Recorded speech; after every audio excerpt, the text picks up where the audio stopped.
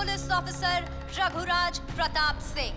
धरती निगल गई या आसमान खा गया, कानून का ये रखवाला फरार है 4 लोगों की बेरहमी से हत्या कर, और अभी तक इसका कोई सुराग नहीं। तो आखिर कहां छुपा है रघुराज प्रताप सिंह?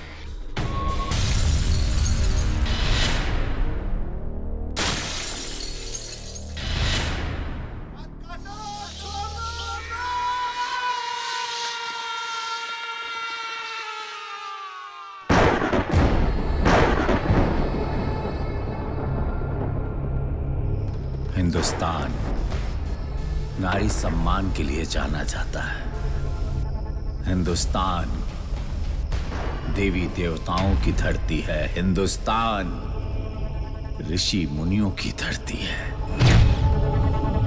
लेकिन कुछ दरिंदे इसे बदनाम कर रहे हैं। कुछ दरिंदे अपनी गंदगी से इसे बदनाम करना चाहते हैं, और ये मैं होने नहीं दूंगा। मेरा नाम रघुराज प्रताप सिंह है। मैं पुलिस फोर्स में काम करता हूं और ये मेरी कहानी है।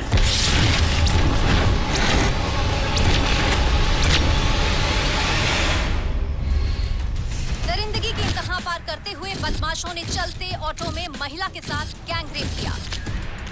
चलती कार में छेड़खानी की घटना सामने आई है। यहाँ एक नाबालिग लड़की के साथ 10 लोगों ने छेड़छाड़ की। पुलिस के हाथ एक ऐसे गैंग तक पहुँचे हैं जिन्होंने 3 सालों में करीब 45 से भी ज्यादा लड़कियों के साथ गैंग रेप किया।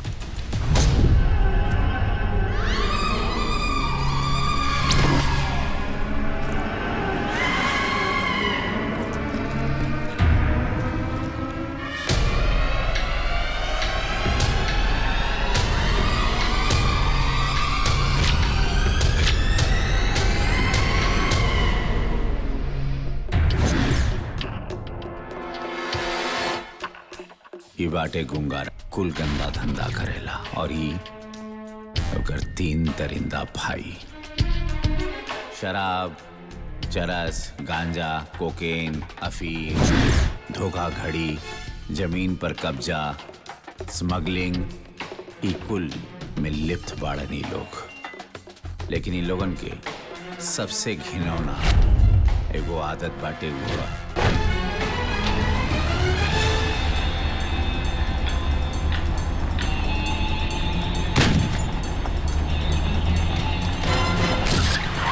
ऐसा नहीं कि पुलिस सुतत रहल अपन काम नहीं करत रहे। पुलिस अपन काम करत रहे ना, तिवारी जैसन बहादुर ऑफिसर के रूप में।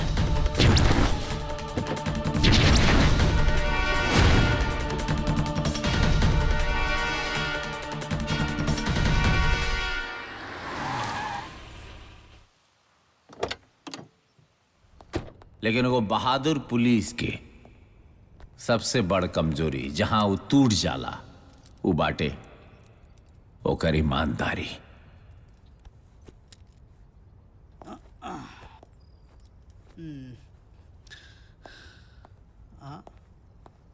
गीता, का हाल बा इसमें बिटिया के? कुछ खाई ले सकी ना? देख ली हनी आपन ईमानदारी के नतीजा। बेटी अच्छा डॉक्टर और दवा के अभाव में कैसे तड़प तड़प के एक एक पल बिता रहल बिया। रहुआ अलावा और भी तो पुलिस वाला बाड़न। उनकरो तो बाल बच्चा बाटे जौन खुशी खुशी आपन घर गृहस्थी चला रहल बाड़न। राउर कमाई कहाँ गई जौन हमरा के आस पड़ोस से कर्जा लेवे पर मजबूर कर देनी? गीता, कहाँ हो गए तो के? तू का चाहता रू?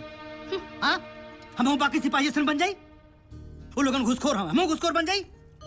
काहे परेशान होता रू? और रहल बार बिटिया के, जितना तोहार बिटिया हो उतना हमरो बिटिया हो। तारा का लागत हो बिटिया की चिंता हमरा नहीं के? अच्छे से अच्छे डॉक्टर के दिखाई, कर्ज लेवे पड़ी कर्ज लेवे, लेकिन बिटिया ठीक होई, परेशान मत होखा। फालतू में दिमाग खराब करेली। कैसे ना परेशान हुई? जाई जाई डफली बजाई आपन ईमानदारी के। ए साहब, कुछ ऐसे करेंगे कि छोड़ दी। हाँ साहब, कुछ जुगाड़ पानी लगाई ना, छोड़ दी ना हमारा। और याद रखिया, अगर केहू घूस लेलस और रुपया पैसा लेके काम कर ले तो हमसे बुरा क्यों ना होई। साहब छोट मुंह बड़बा, रउआ ईमानदार हैं, रूखा सूखा पे गुजारा कर ले। हम तो सुन ले हैं जो नैका दरोगा आवता वो बहुत बड़ा घूसखोर बा, इतना बड़ा घूसखोर बा कि 36 बार ओकर ट्रांसफर हो गई बा। अब वो गाजियाबाद से ट्रांसफर होके आवता।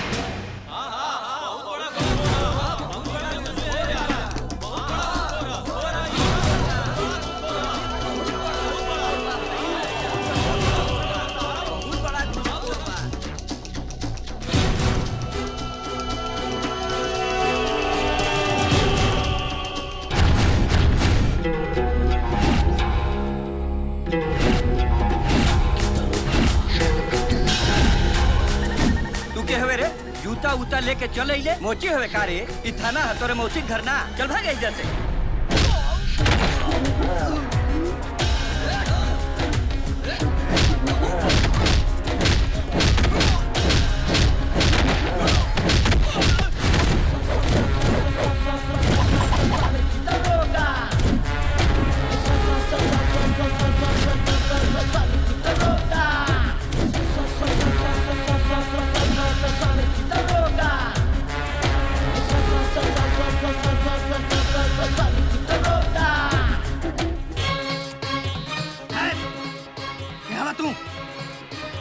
हम थाना के नया दरोगा है, सनकी दरोगा। जय हिंद। और तिवारी जी। जी सर। का हाल बा? ई थाना के इलाका के अगल बगल सब ठीक चलत बा? एकदम पूछी मत। जनता त्रस्त, अपराधी मस्त। अच्छा सुने कि वो गुंगा राठी बा, ओकर बड़ आतंक बाटे, ओकरे भाई संगे ओकरा के पकड़ ले बड़ा का? हाँ सर, एगो अपराधी भाऊ, वो गुंगवा और गुंगवा परिवार, ओकर भाई लोग और गुंगवा के ऐसा कोनो अपराध ना हो जौन कैले ना हो। अपराध कम पड़ जाते उनने के सामने, बड़ी मुश्किल से धराइल हमें सार गुंगवा भी और ओकर भाई लोग भी। FIR दर्ज कर देले बानी, कल कोर्ट में पेशी हो। छोड़ दियो इनके। मतलब ये थाना के इंचार्ज के बा आप हैं सर, तो छोड़ दी। और जो FIR दर्ज भर हो, अरे कोटवा में जाई ओजा जवाब दिहल जाई कि मार के लोगन का मुंह फोड़ देलन और ठोर के जेल तोड़ के भाग गइलन। फुर। ओके सर। रमेश जी साहब। छोड़ दो जी। Good boy Tiwari ji. Yes yes. ये तरह सनकी दरोगा अपन तेज तर्रार माइंड और पावर के बदौलत राठी और ओकर भाई लोगन के छोड़ दिलस, ताकि इन्हीं के बदौलत समूचा इलाका पर अपन पकड़ बना सके।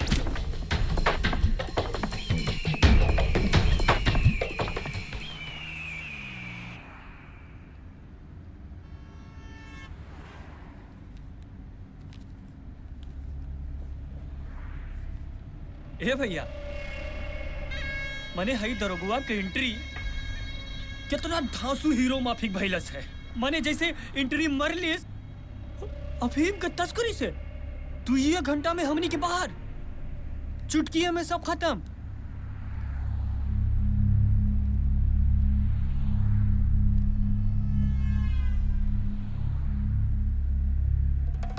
भैया हमार बात मानो तो, और रमन कालिया के जोन केस बा यही दरोगा के दिहल जाओ।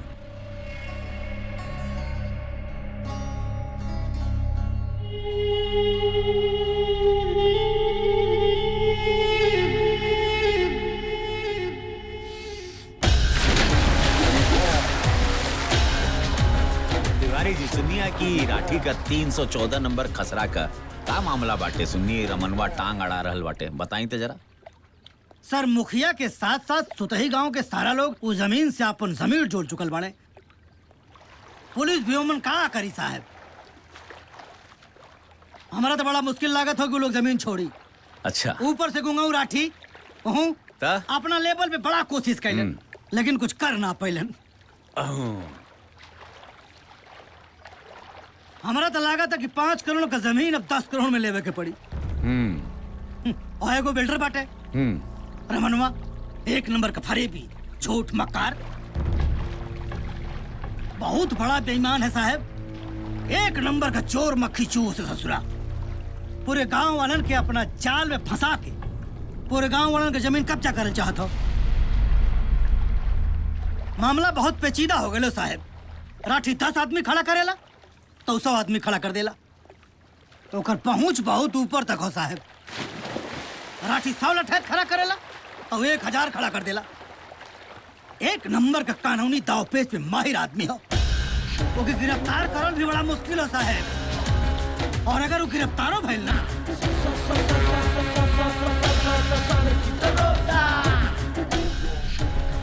तिवारी जी,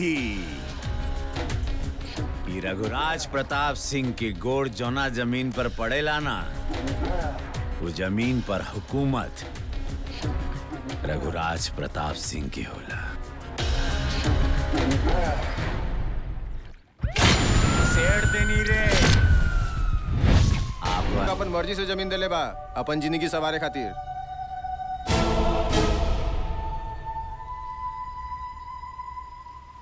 जिंदगी तो तब सवरी ना जब ये लोग जिंदा रहीन। ऐसा ना हो कि कोक के चक्कर में मांग धोआ जाए। का इंस्पेक्टर जी, आप लोगन के रखवाला हो के लोगन के भड़का रहल बानी?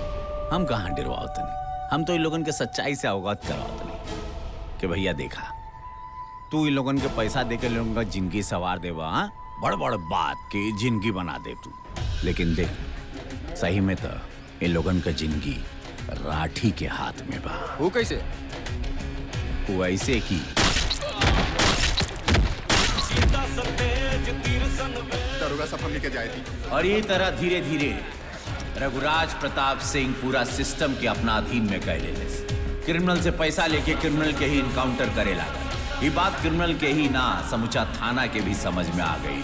लेकिन एगो बात रघुराज प्रताप सिंह में खास रहे कि वो लइकिन लोगों पर अत्याचार बर्दाश्त ना करत रहे। अरे कैसन बात करा तो, बस तू लोग खुश रहा। और का पूरा जब बनवाए में और पैसा लगी तो हम आके दे दे। ठीक बा? बस आशीर्वाद बना के रखिया। अच्छा जाता। अच्छा प्रणाम प्रणाम। जय लक्ष्मी माता, बोला जय लक्ष्मी माता, तेरे बिना भी गूनी क्या कहलाता, मूर्ख कहलाता। बोला जय लक्ष्मी माता, बोला जय लक्ष्मी माता, तेरे बिना भी गूनी, तेरे बिना भी गूनी, बहुत बड़का मूर्ख कहलाता। बोला जय लक्ष्मी माता, बोला जय लक्ष्मी माता, तेरे बिना। तिवारी जी, इला तो 3 गड्डी ला। सॉरी सर। काहे? रहुए मुबारक हो। पाप का कमाई में हमरा हिस्सा ना चाहिए। का तिवारी जी, आपका कमाई पुण्य के कमाई कहाँ फसल बड़ा। पैसा तो पैसा होला, यही के कहल जाला पैसा के लक्ष्मी माता। ये ला। नहीं रह दे रख सर, ले। आप रख लें। पैसा आपके लिए मैंने रखत हुई, हमरा लिए ना। हम जौना परिस्थिति में हैं, जैसे भी हैं, हम खुश हैं।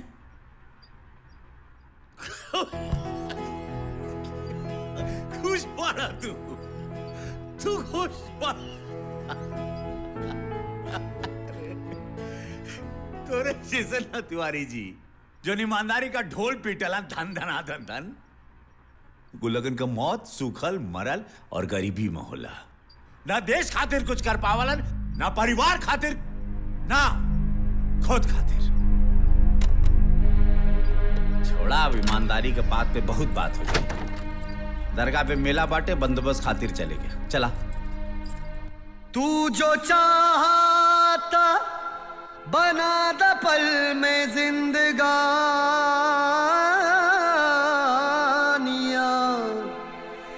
ऐ मोरे वारिस अली शाह,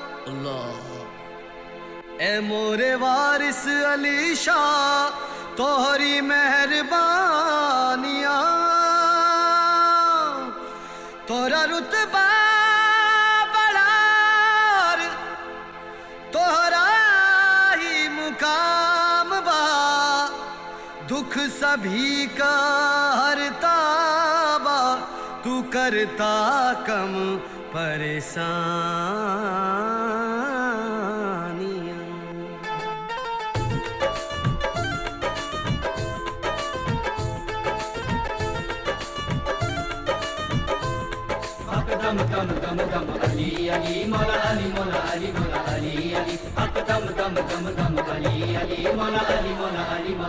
हम तोरे दर पे आए हैं, हम तोरे दर पे आए हैं, खाक बसर देवा,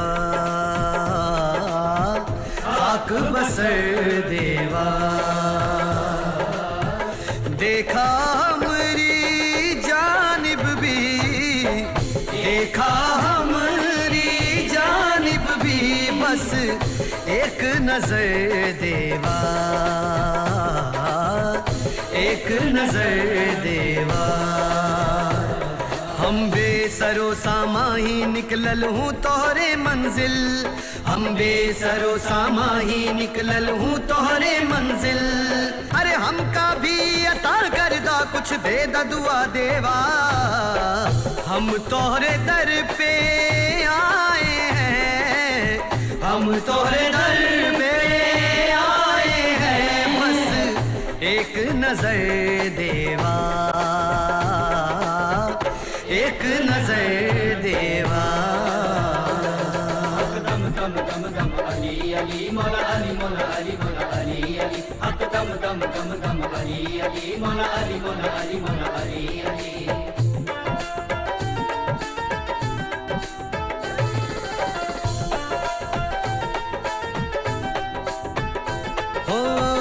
इस दर के सिवा आखिर हम जाई कहाँ लेकर, अखियों के नम ये आंसू और दामने तर, शोलों में भी आ जाई, शोलों में भी आ जाई शबनम का सर देवा।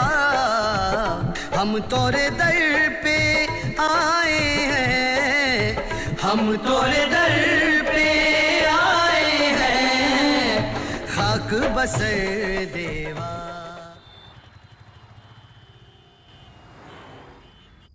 पहले पैसा भेज तब मारा। ठीक बा, भेज जाता भेज।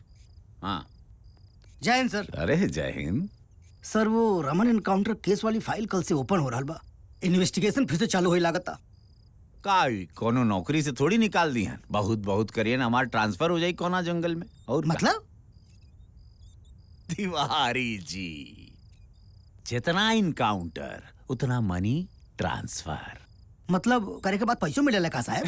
तब का अपोजिशन गैंग वाला कहा लाए करा के मारा, ई बहुत नाक में दम कैले बा, मार देनी, ऊ पैसा भिजवा देला, पुलिस से तनख्वाह मिल जाला और गैंगस्टर से साहब रउआ कितना एनकाउंटर कैले हो खबाज ले? 200। 200? अपना हाथ से? हाँ अपना हाथ से देखा।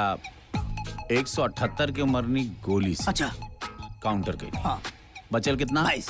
22 जी। 22 में से मारे 16 के मारे हथौड़ा से। अब बचल कितना?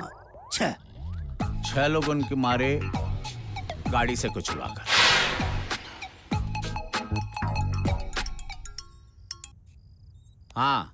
हाँ ठीक है, भेजा था। कहाँ भाई? हाँ ठीक है भाई, हाईवे पे रोक के रख।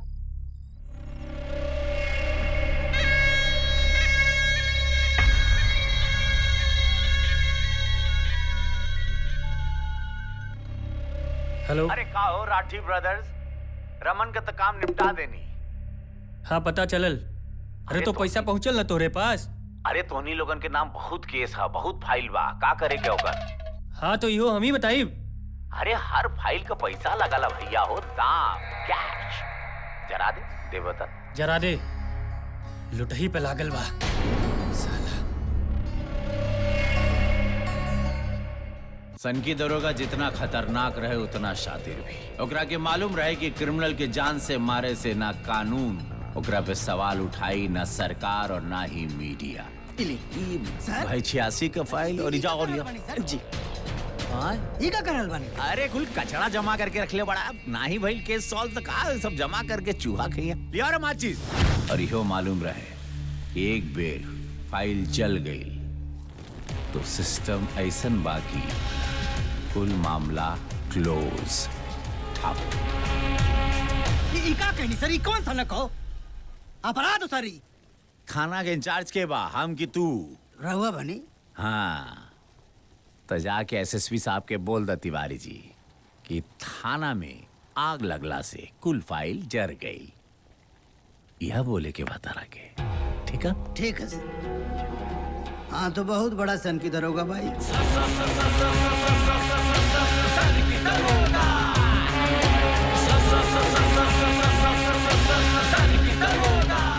हाँ क्या कर बाबी यहाँ जब थाना का FIR कुल खत्म हो गई। सर हमारी रिपोर्ट के हाँ। काबिल। जय हिंद सर। एक मिनट जय हिंद सर। जय तिवारी जी इनका रिपोर्ट कार्ड का भाई जर गइल। जर गई। जर गए। हाँ अरे ऐसे का बोलता नहीं रहुआ, कैसन दरोगा है? सन की दरोगा है।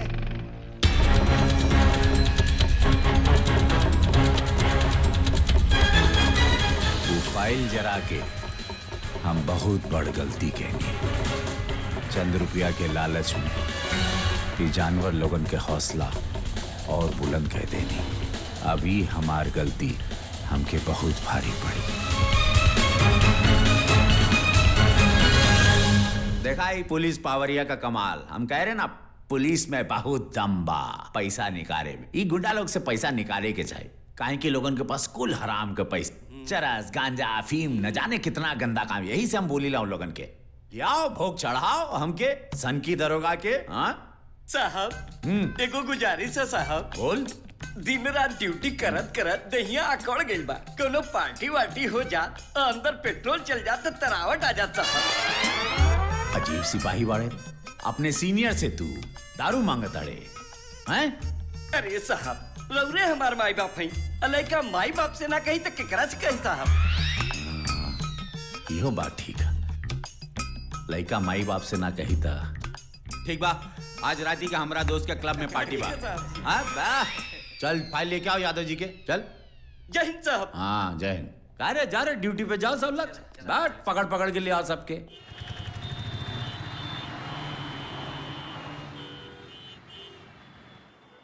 हेलो हम थाना से शर्मा बोलत हई।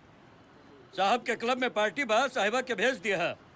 साहिबा जरूर आवे के चाहिए।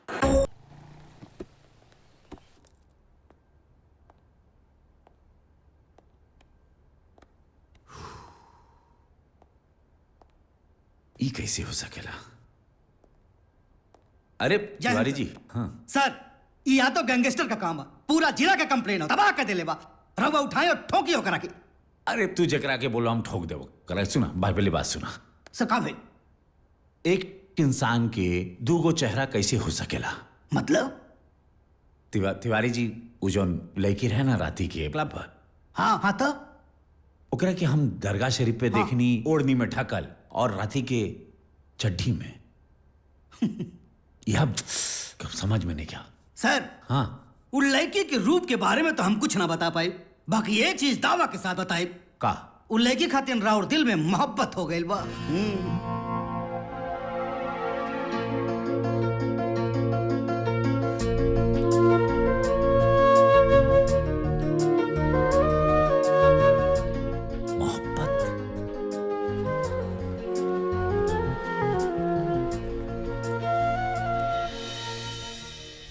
साहिबा तो काहे ना मान ले तू अम्मी के बात। देखा अम्मी हमके मार मार के करे पे मजबूर कर देली तो वो कहला ना साहिबा, ना तो अम्मी तो के मार मार के तो चमड़ी उधड़वा दी है। साहिबा मान जा साहिबा, तो काहे नहीं माना तरू? मान जा साहिबा। साहिबा मान जा, आपा सही कह रहल बाड़ी। आपा लड़की जन्मल इस जमाना में गुनाह बानू। गुनाह बानू आपा। एजा का पंचायत होता? और साहिबा तू अब तक तैयार रह बैलू? नीचे से एडजी आयल बाड़न, पूरा 2 लाख रुपया दे ताड़न तो हर नाथ उतराई। चल जल्दी से तैयार हो जाओ, नहीं तो सोच लिया तू। तैयार हो जाओ जल्दी। राज प्रताप सिंह दरोगा एजा का क्या होता है? दरोगा जी आप एजा कैसे? बस ऐसे आवाज सुने बहुत सौदेबाजी चलाता, बहुत बढ़िया। और का हो तारा के हम देख ले रहनी दरगाह पे गरीब लोगन के खैरात बांटत, बंगला पे डांसर के रूप में। एगो बात कही हमरा नजर में वह दरगाह के देवी के रूप में बढ़ू तू सच। वैसे तोहार नाम का बाटे? साहिबा। का? साहिबा। साहिबा, वाह, बड़ा सुंदर नाम बा हो। और सुनाओ, ई कुल शोभा देता का? शोभा देता तो हूँ महिला बाड़ू, नारी बाड़ू, ई कुल काम करत ताड़ू। का करी साहब, हमार गरीबी ही सब करावता। अच्छा, तोहार गरीबी तो सुना, ये आज से तोरे पास हमारा मानत है। और तहार गरीबी की कीमत कितना हुई कि तहार पूरा गरीबी मिट जाई हो? अरे साहब, हमके 10 लाख रुपया मिल जाई नु तो हम कौनो सौदा के नाम ना ली। बस 10 लाख रुपया मिल जाई तब हमार सारी गरीबी दूर हो जाई। ती सुन ला, आज से इस साहिबा हमारा मानत तारा पास है। हम 10 लाख ले आई, इनकरा के ले जाए। तब तक कोनो गलती मत करिए। ठीक ठीक बा। है ना? तो थाना में उठा के ले जाए। अच्छा साहिबा, आई बहुत जल्द तारा से मिला।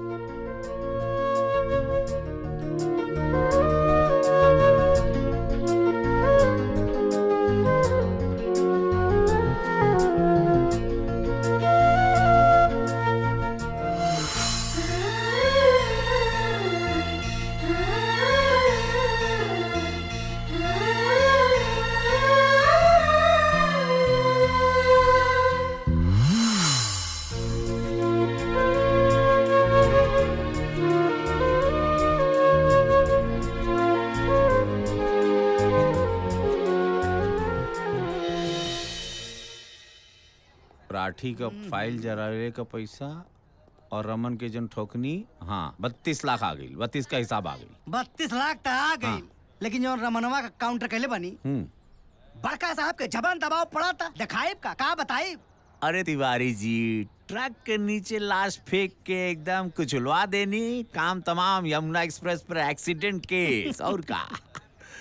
ए साहब, हाँ रहुआ आवे से पहले अपना थाना में एगो दरोगा रहे रामदयाल। हाँ। वो मेहरारू से परेशान रहे। अच्छा। वो चाहत रहे कि उमर जात तो हमार जवन गर्लफ्रेंड हो उसे ब्याह कर ली। एक दिन मोटरसाइकिल से लेके जात रहे, एक जगह पे धक्का मार के गिरा देले। अब मेहरारू गइल मर।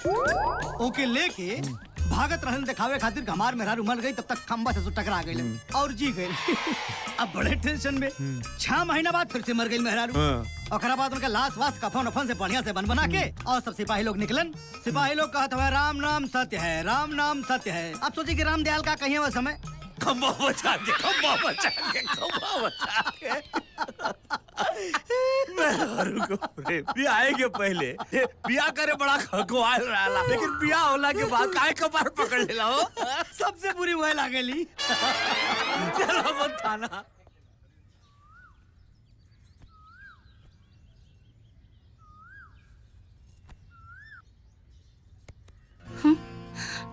हमरा मालूम बा तू केकर ख्याल में डूबल बाड़ू।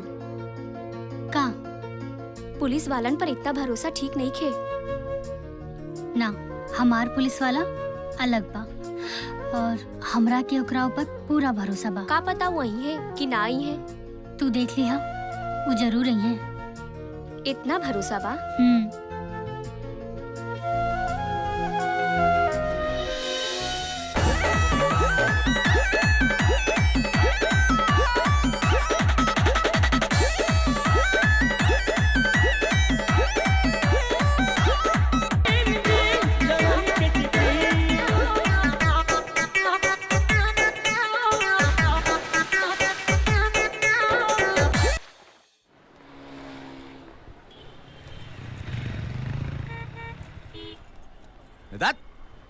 मार के पिछवाड़ा लाल कह दे गुंगा राठी से पैसा पहुंच जाए। ना तक को लोकर अफीम कहा ना खेती जाना तनी कौन कौन जगह बा फुकवा दे। सनकी दरोगा है माल। अच्छा सुना, मूड बढ़िया बा, सलमान के पिक्चर लगल बाटे, चलवा देखे। अरे साहब, सलमान को तो हम बहुत पसंद करें। अच्छा साहब, सिनेमा से याद आई, ये जो हीरो हीरोइन होता है, हाँ। ये हकता मुत्ता नहीं है क्या? कैसे बात करता पागल बड़ा था। उन लोग भी इंसान है, उन लोग भी हगलन मुता। नहीं, इतना सिनेमा देखने का जात देखनी ना। सॉरी सर। तोरे साथ पगला जाए।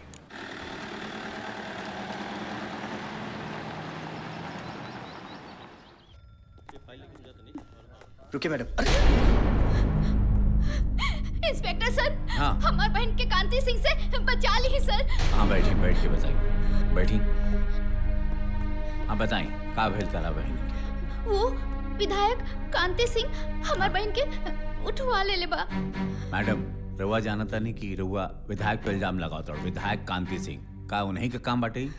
हम जानता नहीं, वो विधायक कांति सिंह ई काम अपन गुंडन से करवाइले हा। सर, हम गरीब औरतन खातिर एगो एनजीओ चलावेनी और ओही के फंडिंग खातिर हम एगो डांस प्रोग्राम की तैयारी करत रहनी और वो तैयारी कांति सिंह देखत रहले, जवन डोनेशन देवे खातिर वादा कइले। और जब हम उनका ऑफिस मिले गई तो ओ सर। अरे तू बैठा बैठा। जी रउआ भी बैठी। कैसे आइलू है तू बोला? जी सर, रउआ तो जानते ही बानी। हाँ, हमरा तो सब पता बा कि तू काहे आइलू है, का काम है तोहार। चिंता ना कर, तोहार सब ही काम हम कर दे। सुन, ये बात कहू और के पता ना चले के चाहिए, वरना हम बोटी बोटी कटवा के कुआं में फेंकवाते हैं, समझ ले। ससुरी। और ओकरा बाद कांति सिंह अपन गुंडन के भेज के बीच सड़क से हमके उठवा लेलस। तब पे केहू सही टाइम पर 1090 पे फोन कर देलस और यूपी पुलिस आके हमके बचा लेलस।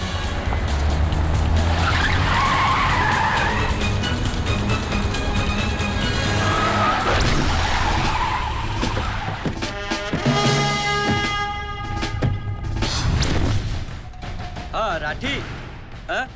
ये का कह लेते हैं? हाँ? ये तोर सारा प्लान किडनैपिंग के फेल हो गई। जितना आदमी तोरा लगे बाड़े, ये सब बेकार हुए, एको कौड़ी के ना हुए।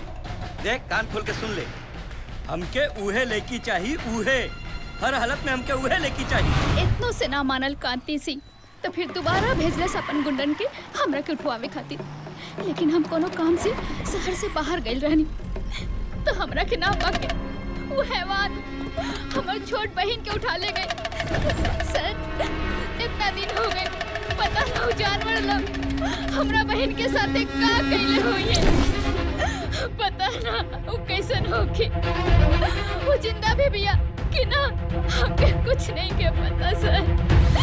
हमके इंसाफ चाहिए सर, हमके इंसाफ दिलाई सर।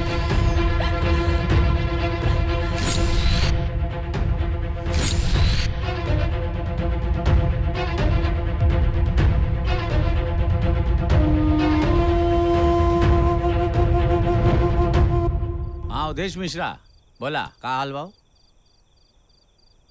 विधायक के दाम बोला? विधायक खातिर 2 करोड़ पगला गइल बाड़ा, 5 करोड़ ले। ठीक है।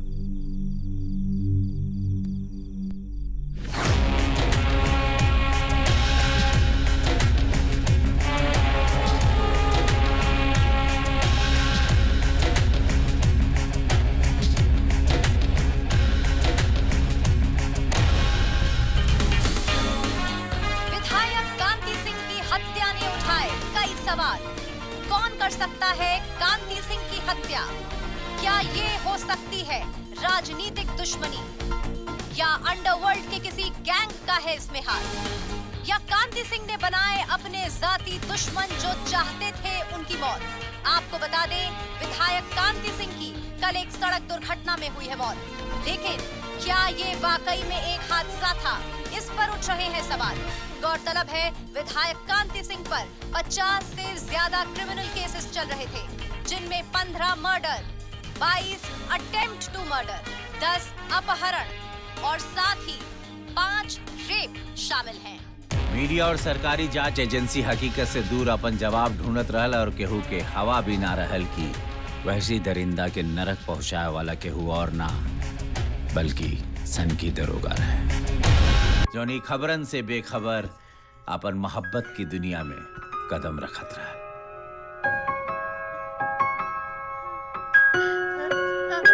साहिबा, मंजिल का दे दा पता, अब राह दिखा बीदा, विनती हमारी सुन भी ला तू, भाग जगा बीदा। काहे फिकर हो किसकी फिकर हो, काहे फिकर हो किसकी फिकर, जब तेरा कर्म देवा हम तोरे दर पे आए हैं, हम तोरे दर पे आए हैं, खाक बसे देवा, खाक बसे देवा।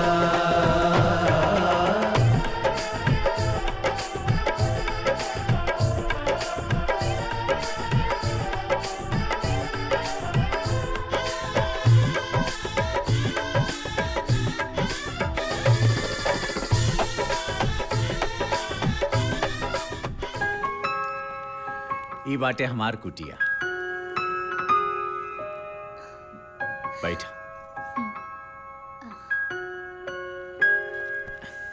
ई कुल घर सामान, टूथब्रश, तेल उल, कपड़ा, नाइट ड्रेस सब बाटे। बोला। दरोगा जी, रहुआ हमके अपना घर में ले आई नहीं, लेकिन ई समाज, ई दुनिया का कही? समाज दुनिया का सोचब कि ही सोचब कि बुढ़वा तारा के खरीद के ले जात रहे और तार जिंदगी का नाश हो जात।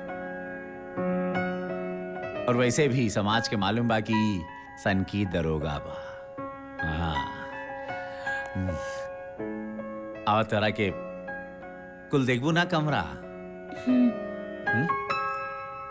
लेकिन एक गो बेडरूम बा। चली? अच्छा वाह, डरा गई।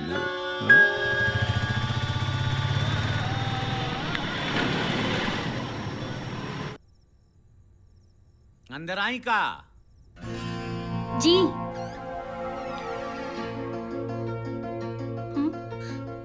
दूध।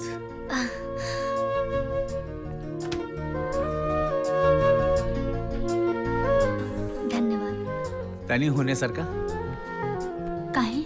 सुत्ते पे जा। ठीक बा, रहुआ एजा सूत जाए, हम बाहर जाके सूत जाए। अरे काहे तू बाहर जाई? हाँ? देखा कहा कि वेका बेडरूम बनोले ही बाहर हॉल बाटे, तो हम ई बाजू सुतम, बिचवा में तकिया रख देम। कौनो बात नहीं है, हम बाहर सूत जाए, रहुआ आराम से एजा सूत जाए। हाँ? अरे ना ना, तब ठीक रुका। हम देखा दरअसल सच्चाई बाटे कि हमरा के भूत से डर लागेला। का? भूत? डर दरोगा के? जोक अच्छा बा, अब जाए। बड़ी कठोर दिल निर्दयी बा। सन की दरोगा। साहिबा, साहिबा। जी? ए साहिबा।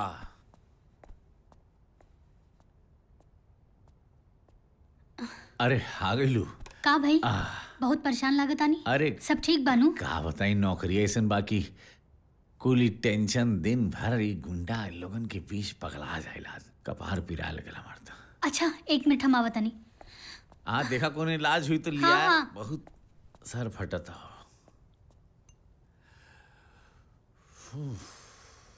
काज हो गए। हाँ बोलू। हमार टाइगर खातिर सालन से आजमावल टाइगर बाम।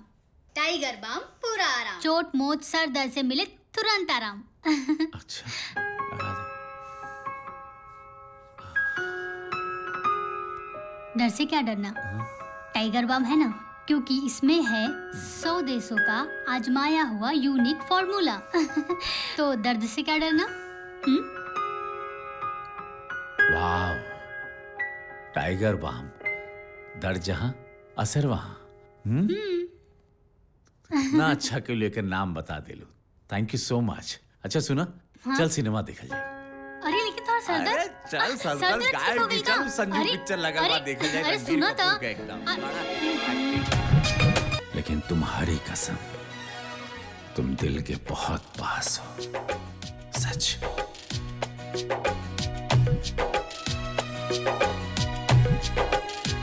सुनो, कभी हम में झगड़ा हुआ ना, अगर कभी हुआ तो मैं झुक जाऊंगा, लेकिन कभी तुम नाराज हुई तो प्लीज गले लगा लेना मुझे साहिबा।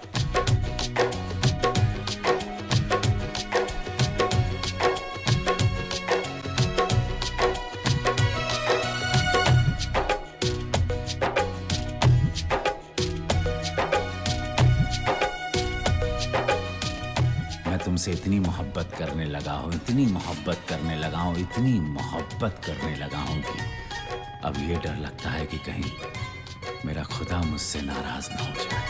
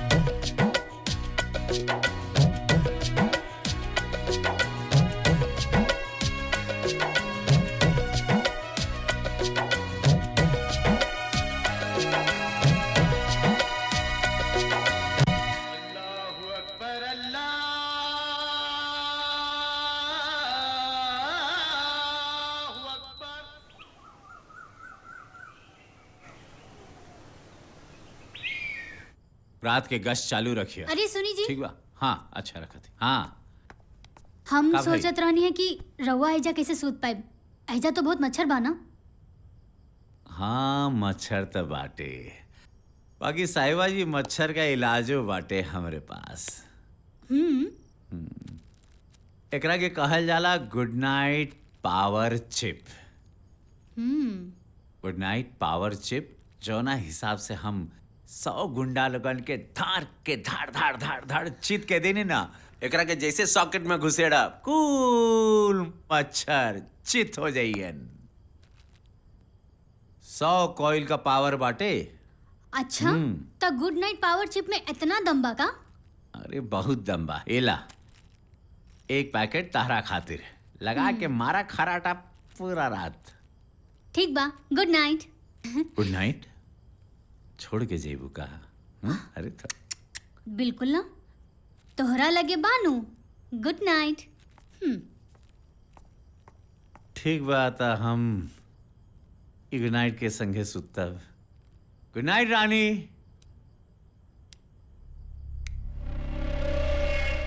पाप का घड़ा एक न एक दिन जरूर भर जाता है, वो चाहे रंग हो या राजा, कोई नहीं बचता।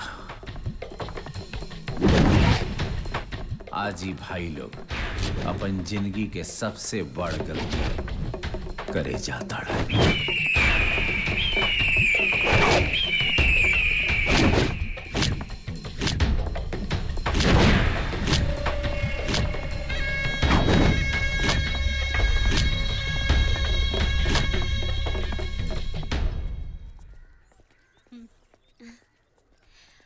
नमस्ते।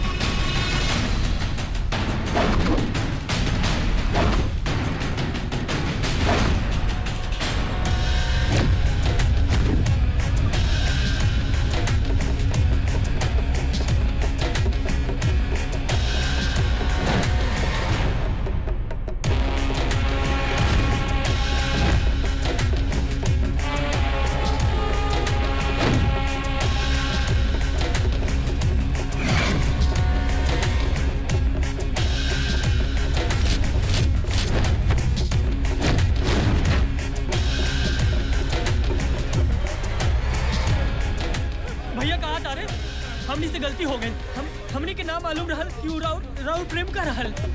इधर होगा जी, रउआ जहाँ कहीं जितना कहीं उतना पैसा हम पहुँचा दे। हमनी के माफ कर दे दरोगा जी, हमनी के जान गलती हुई। बलात्कार एगो लड़की के साथ जाना थड़ा कितना बड़ पाप बा। एगो लड़की के ओकरे मन के खिलाफ छुअल जाला। माफ कर दी दरोगा जी, हमने से भूल हो गई। माफ कर दी। माफ कर दी। बलात्कार, अरे हम कितना बड़का कमीना है कि तोहनी जैसा हरामखोर से हम रिश्वत लेनी।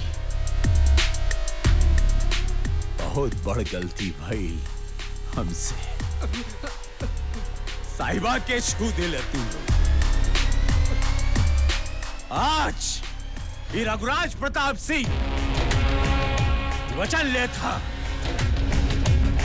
तोहनी जैसन बलात्कारियन की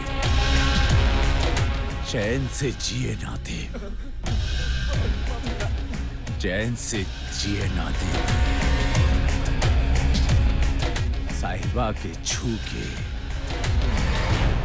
तोहनियन के पाप के खड़ा आज पूरा भर गई रे।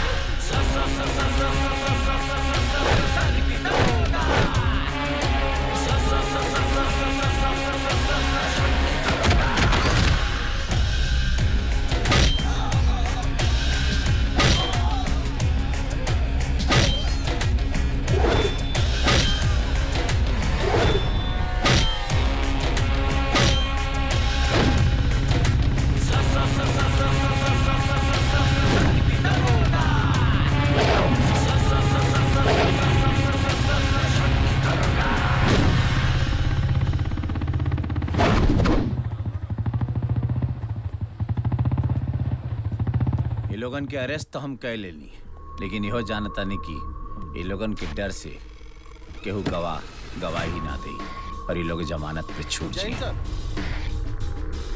तिवारी जी,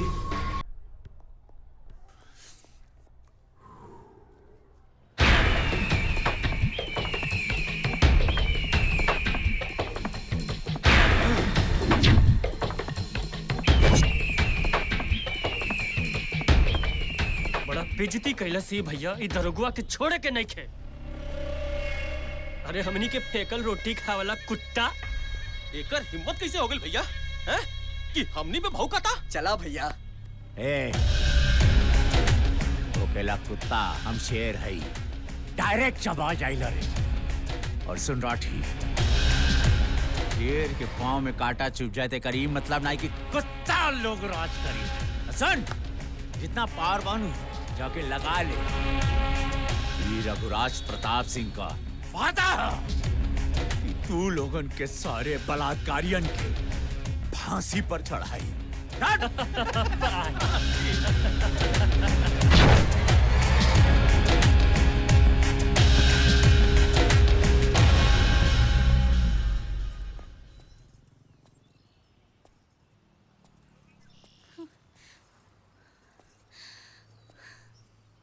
पता ना अभी लेना आइले।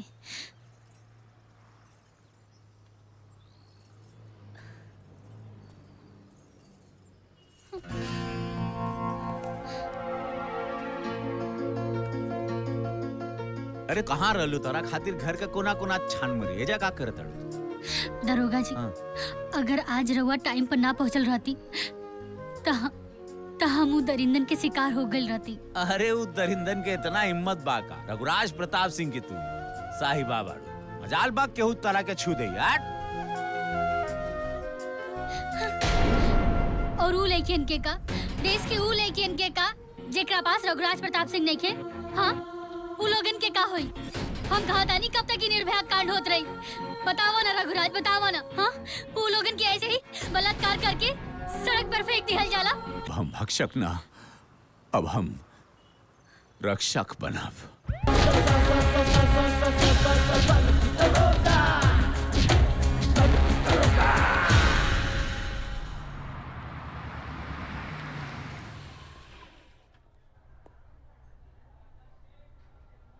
काबल साहब, इतना दिन में कब वर्दी मना देखनी कोनो खास बात बका?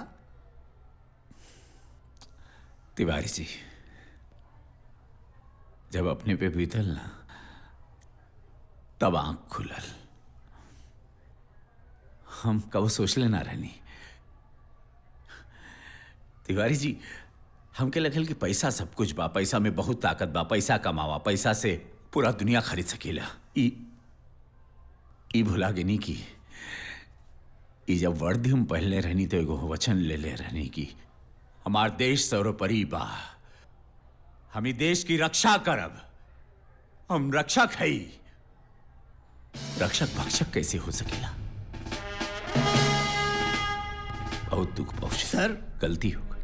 हमारा पूरा विश्वास रहे सर कि एक न एक दिन आपके हृदय परिवर्तन जरूर हुई। थैंक यू सर। हाँ तिवारी जी, अभी पापियन के साथ ना देव, अभी लोगन के संघार करब। इस सनकी दरोगा हमनी के जियल हराम कई देले बा। ई दरोगा बड़का अपना के रक्षक समझा था।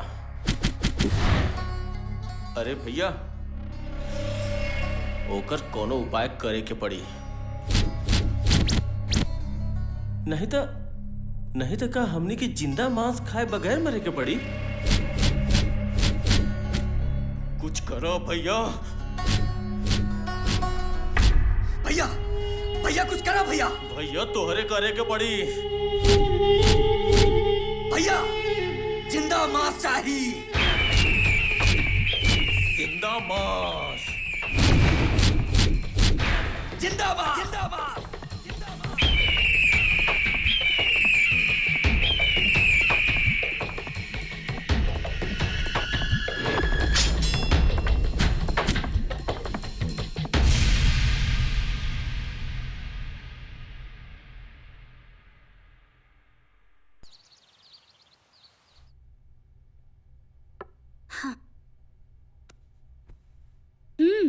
उठी ना, सुबह हो गई, ऑफिस नहीं के जाए के? अरे तू हाँ अरे उठी ना।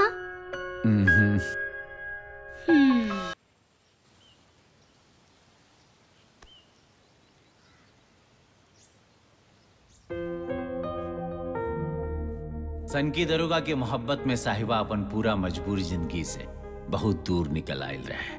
यहाँ तक कि साहिबा की जिंदगी के हर परेशानी के हल अब सनकी दरोगा बन गई रहे, चाहे वो परेशानी कितना मासूम काहे न रहे।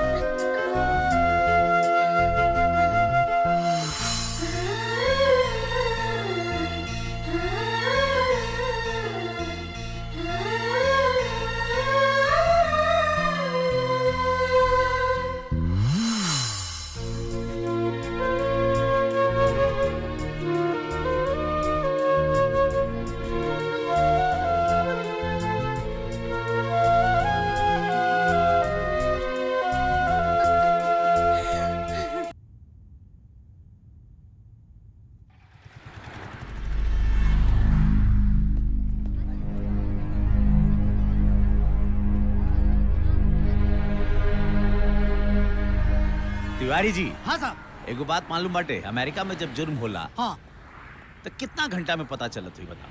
कितना साहब? 12 घंटा, 12 आवर। 12 घंटे में? Yes. और जब लंदन में जुर्म होला हाँ, तो कितना देर में पता चलेला?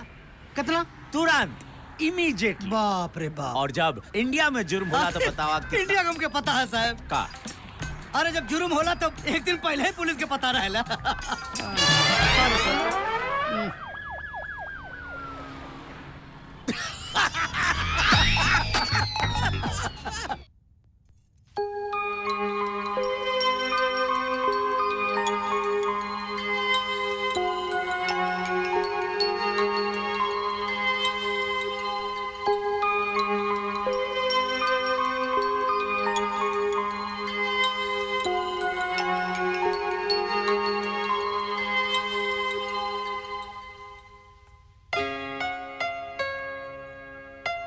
साहिबा तहार बाल तो बहुते लंबा और घना मजबूत बा।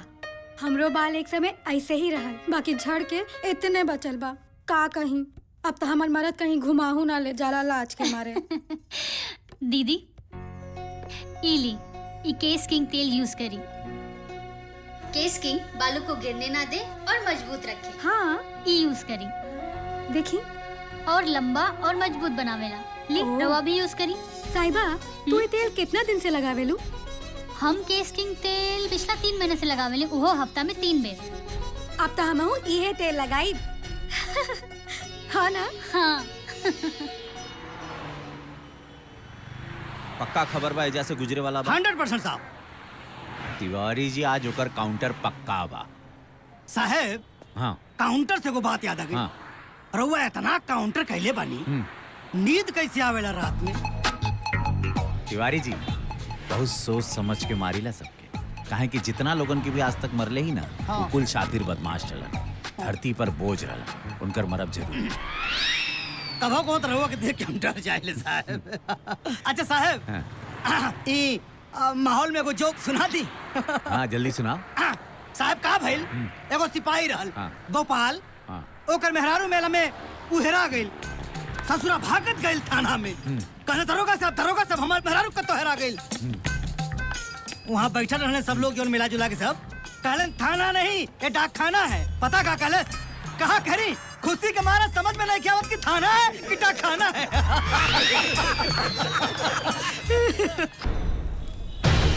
आए दिन सामने आ रहे बलात्कार के मामलों से सन्नाटे में है शहर। कौन है ये वहशी जानवर जो कर रहे हैं अमानवीय व्यवहार, जो उड़ा रहे हैं मासूमों की इज्जत की धज्जियां? अरे ना ठीक बात। अच्छा धन्यवाद सर। हाँ आज का अखबार देखिए साहब, 4 साल के बच्चे के साथ रेप, 9 साल की बच्ची के साथ बलात्कार और फिर होकर कत्ल। साहब अब तो बहुत डर लगा था साहब। हमरो एगो छोटी सी बिटिया बिया, ओकरा स्कूल भेजे में डर लागेला साहब। कुछ करी साहब। खामोश रहने पर लोग जीने नहीं देंगे। इस दौर में जीना है तो कोहराम मचा दो। तिवारी जी चिंता मत करी, बलात्कारियन के तो वो हालत करब बलात्कार तो दूर, ई लोगन के मुतहो खातिर सिला जीत खाए के पड़ी। आज गूंगा राठी और ओकरे भाई लोगन के खिलाफ हमरे हाथ पक्का सबूत लग गए। अब वो लोगन के गर्दन तक पहुंचब हमरे लिए बहुत आसान हुई।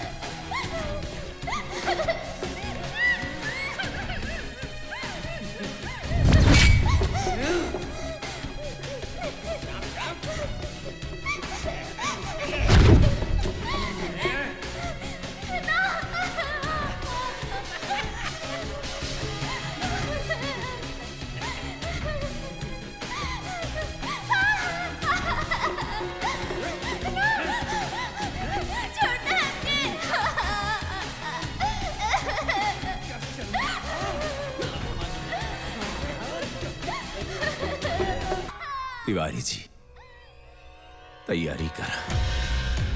आज हिसाब किताब चुकता हुई इंसान और जानवर के बीच। शर्मा जी सर। फोन लाकर में रख दा। जी।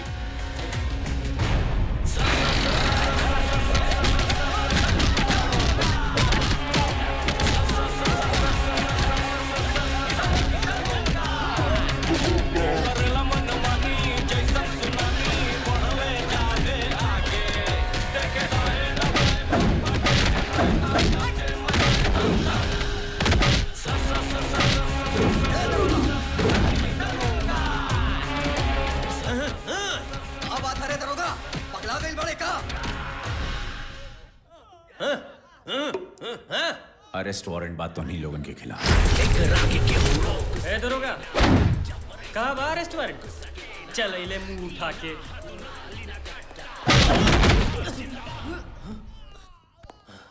यह देश की विडंबना, एकर नामकरण भारत माता माता पे कैल गया और वह देश में बलात्कार, नारी पे अत्याचार। अरे दुर्गा सीता ई कुल माता के जननी है ई धरती। वो जा नारी के सम्मान मिले के चाहिए तू लोग का के ले रे। 9 साल से 90 साल की बुढ़िया पर अत्याचार, दुराचार, दिन रात दोपहर बलात्कार। बलात्कार हमरे भारत में, भारत माता बलात्कार। अरे यह देश रहे जेकर पूरा दुनिया में नाम रहे कि महिला के सम्मान, नारी के सम्मान ही देश में होला। आज पूरा विश्व में इस देश के नाम बलात्कार में नंबर 1 के जले रहे। तू लोग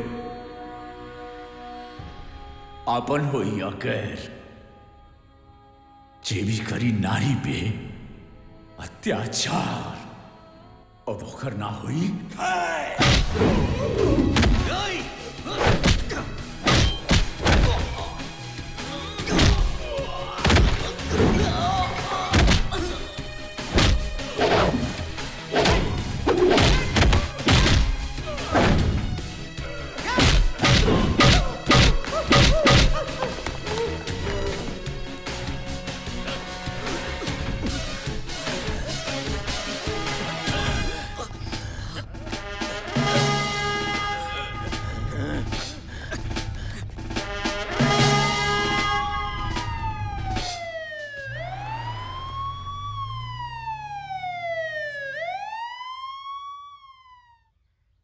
ए वकील, उस सनकी दरोगा हमारा घरे आके नू हमार भैयन के मारपीट के थाना लेके चल गई। का? चुप! बेल नहीं, पाइज्जत बरी होके के चाहिए, नहीं तो तोर बिटिया के उठा के ऊ हाल करब ना तो के पता बा। हाँ, अब लग जाओ काम पे।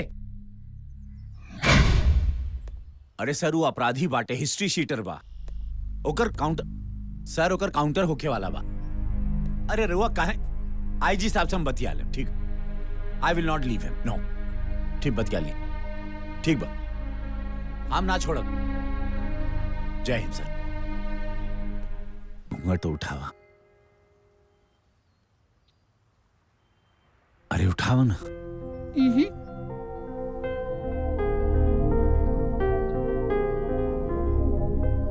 उठा। रवा के हमेशा देसी बहुत पसंद बा ना, जैसे लिट्टी चोखा, सत्तू, भरल मिर्चा के अचार। आज हमू रवा खातिर पूरा देसी बन के आयल बानी। सर, हाँ। अपराध इतना बढ़ गए हो, बलात्कार इतना बढ़ गए हो कि रहुआ इससे नहीं लागत की पुलिस के भय अपराधियन के बीच खत्म हो गई बा और पुलिस के सम्मान जनता के बीच। देखा तिवारी जी, जैसे को बलात्कार हो गई तो बलात्कार होते ही कोनो गवाह तोरा के पारदर्शी ना मिली हन। गवाह मिली तो खाली दू, वो मेडिकल रिपोर्ट और स्वयं लड़की। वो लड़की अपन गवाही बदल सकेला। इसे तुरंत सीआरपीसी के धारा 164 में मजिस्ट्रेट के सामने बयान के दर्ज करवावल बहुत जरूरी।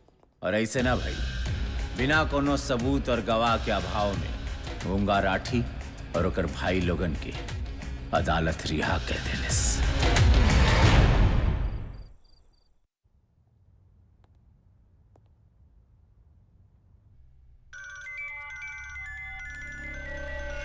नंदू ताई।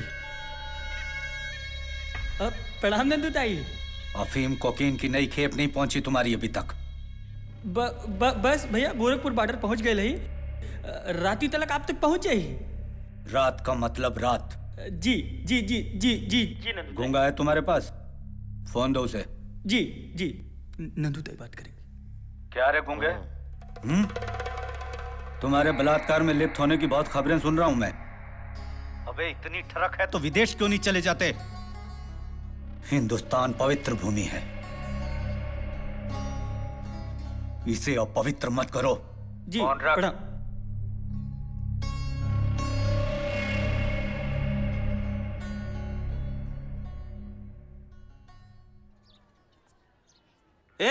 अरे कुछ सेवा के पैसा निकाल के फिर ये में काम हो जाए।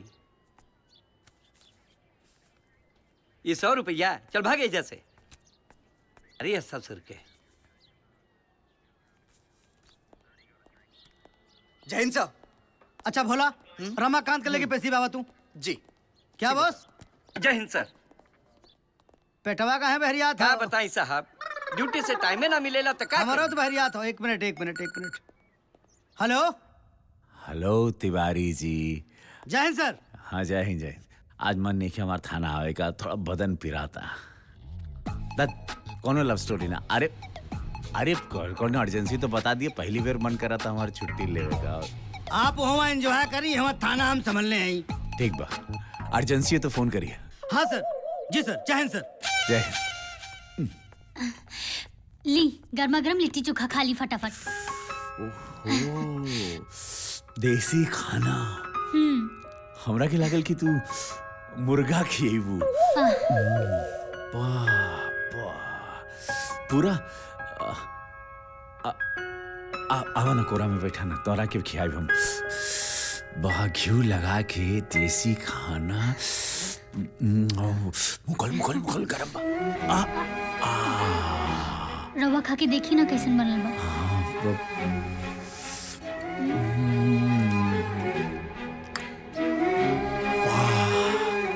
तोरा हाथ से बनला के बाद तो लगा था कि लिट्टी के साथ साथ तोहरा के कच्चा चबा के। यार ना, निकाह के पहले शर्म नहीं खिलागत का?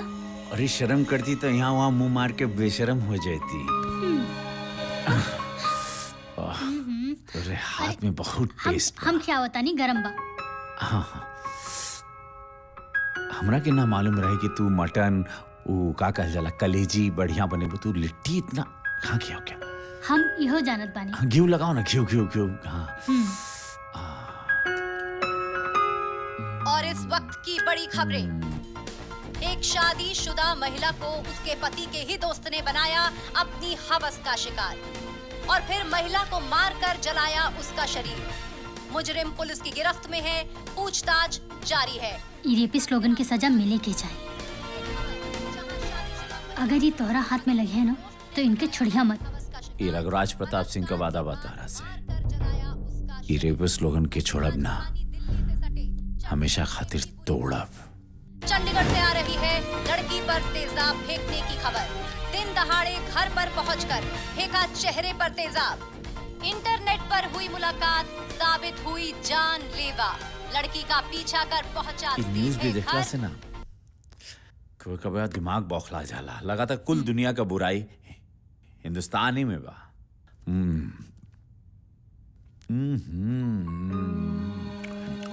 ये लिट्टी खा के काहे ढेर इतना गर्मी लगाता? प्रोटीन बा का?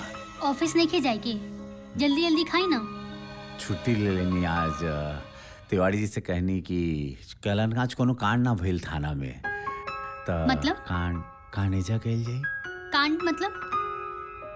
कांड ढेर ना, चुपचाप खाई और ऑफिस जाएं। कांड मतलब कांड। ना का? ना सुन तो सही। ना। सुन ना, ये कांड बताए क्या तरह के? एगो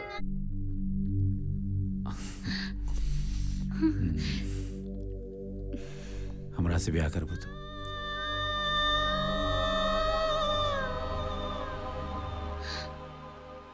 से ब्याह कर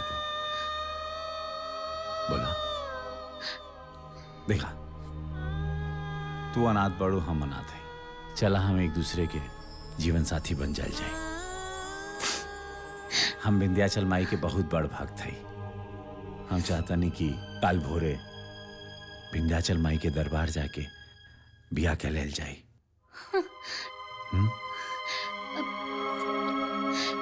इतना जल्दी सब? अरे इतना जल्दी का? कुल सामान किन ले जाए वो का सामान होला बिया खातिर? राउर धर्म के बारे में हम कैसे जानीला? अरे हाँ, वो है कि सेनूर, मांग टीका, मंगलसूत्र, लाल साड़ी, चूड़ी, पैंजम, शादी का जोड़ा।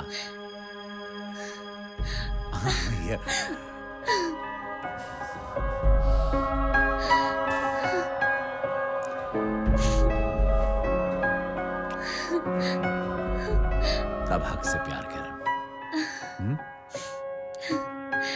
सुना, वो का कहल जाला, काल करे सो आज कर, आज करे सो अब।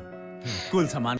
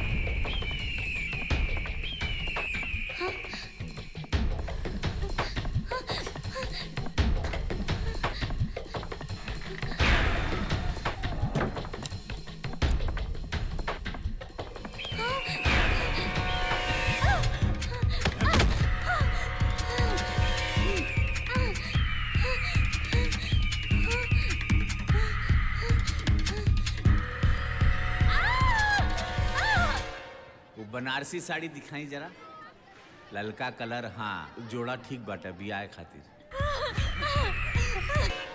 उनके चूड़ी, उ कलाई के साइज तो देख।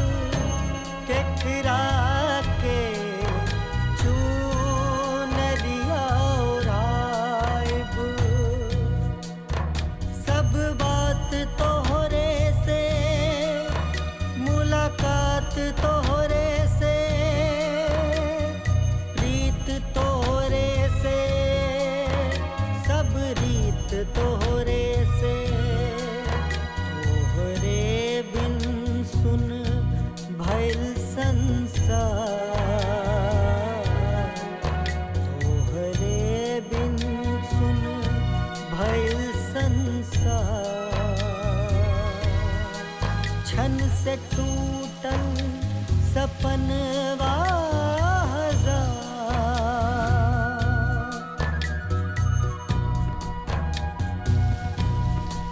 साथ छूटल छूटल प्यार छन से टूटल सपनवा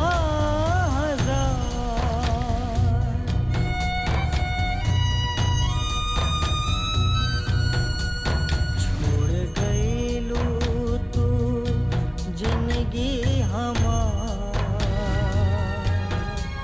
दूर भाईल जिंदगी से प्यार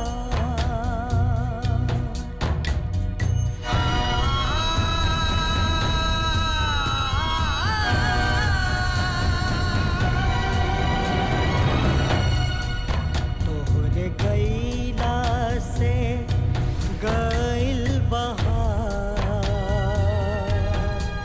दूर भाईल जिंदगी से प्यार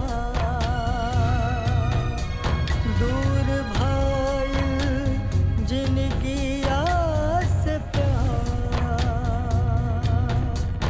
दूर भाईल जिंदगी से प्यार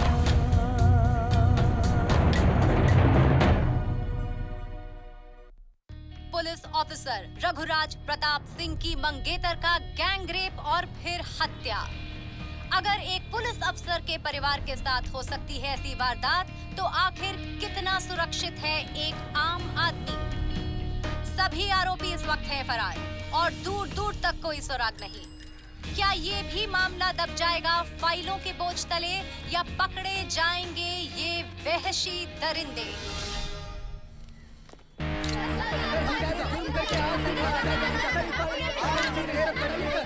एक करके पूछिए। सर, शहर में जो बलात्कार हो रहे हैं उसके बारे में आप क्या कहना चाहते हैं सर? मैं सिर्फ इतना कहना चाहता हूँ, इन बलात्कारियों को, इन अपराधियों को छोड़ा नहीं जाएगा, इनको बख्शा नहीं जाएगा, फांसी की सजा दी जाएगी। लेकिन कब तक सर? एक मिनट, कानून अपना काम कर रहा है और याद रखिए, चाहे ये पॉलिटिकली कनेक्टेड हों या जितने मर्जी पैसे वाले हों, इनको बख्शा नहीं जाएगा। That's all. होटल में लुकायल भाड़न सन हम ओजा पहुंचनी, लेकिन वो लोग ओजा से भाग गए।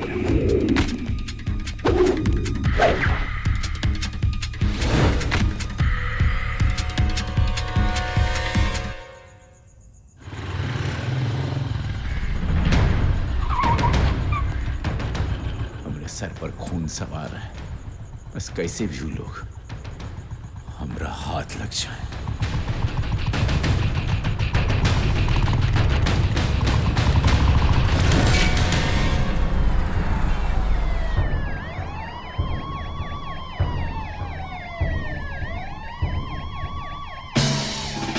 पूरा उत्तर प्रदेश में पुलिस का नाकाबंदी लग गई है, होटल से लेके सर, हाँ, कौन खबर रांची मिला? ओकरे भाई के बारे में पता ही चलल है कि कत्ल कइला के बाद गोरखपुर होते हुए लोग नेपाल भाग गए हमारे। मिस्टर सिंह, पायलट्स पे खबर पहुंचावा, ये लोगन का फोटो मिलल का सब लोगन का।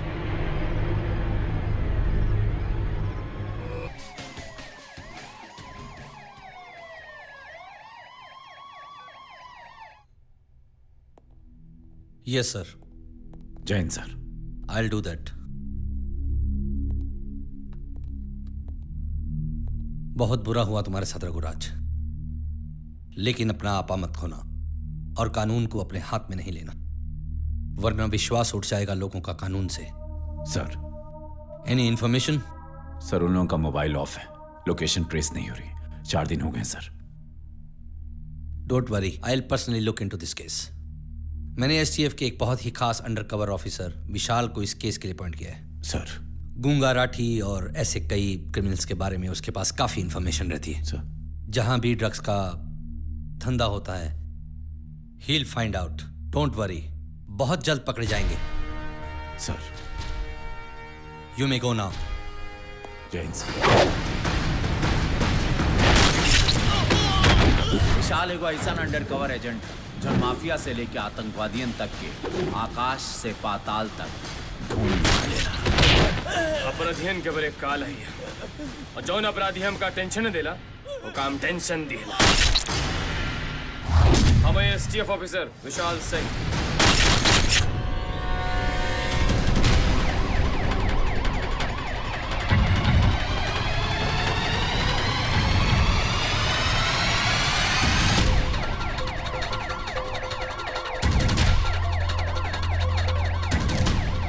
विशाल अपनी बुद्धि से राठी और ओकरे भाई लोगन का पता खोज निकलस।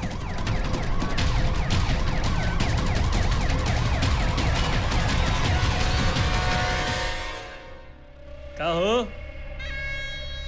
का हाल बा? हाँ हाँ, तब की बरिया जो सामान भिजले रहला एकदम मस्त रहल। बाकी अब की बेरिया बड़के भैया के कुछ स्पेशल रिक्वायरमेंट आइल बा। चुन चुन के कमसिन कलिया लेके आओ।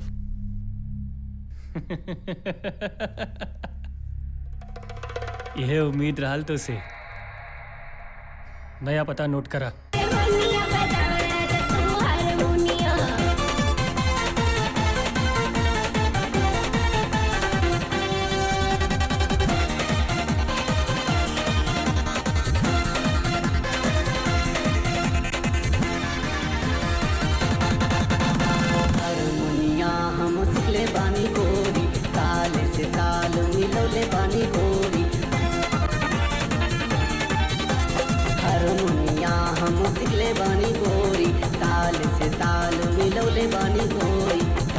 के पूछा नहीं हमारा से बतिया, गाई के गाना सुनाई पूरा रतिया। घर में घुमाई तो के घर में घुमाई तो के दुनिया बजाई जब हम हारमोनिया। घर में घुमाई तो के दुनिया बजाई जब हम हारमोनिया। गावे गाना मोराई न दुनिया बजावा राजा तू हारमोनिया।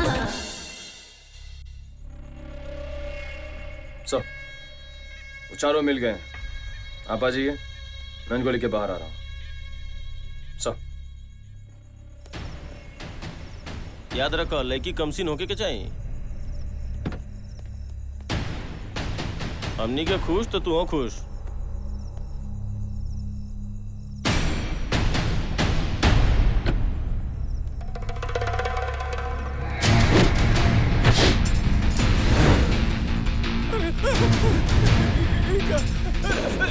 निकल गया, धोखा मम्मी के साथ। भैया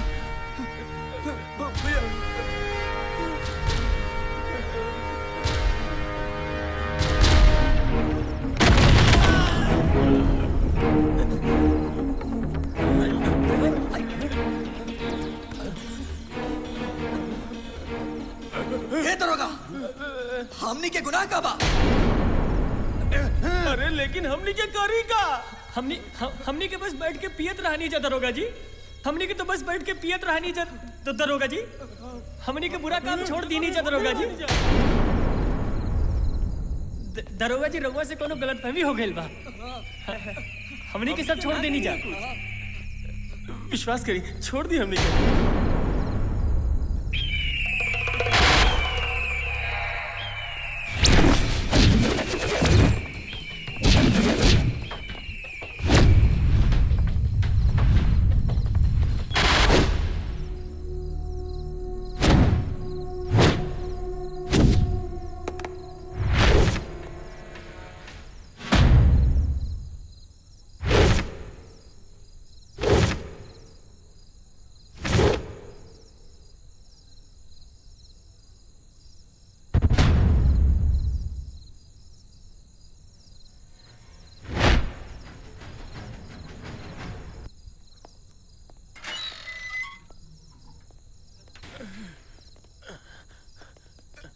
छोड़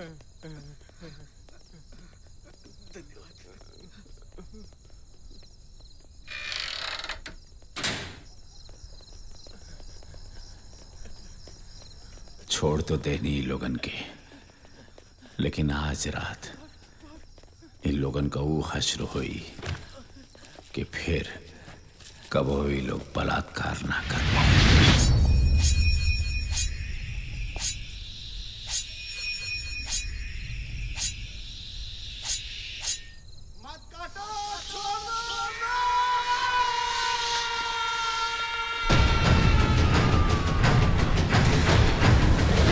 राज ने फोर्स छोड़ दिया, अब वो कहां है किसी को पता नहीं।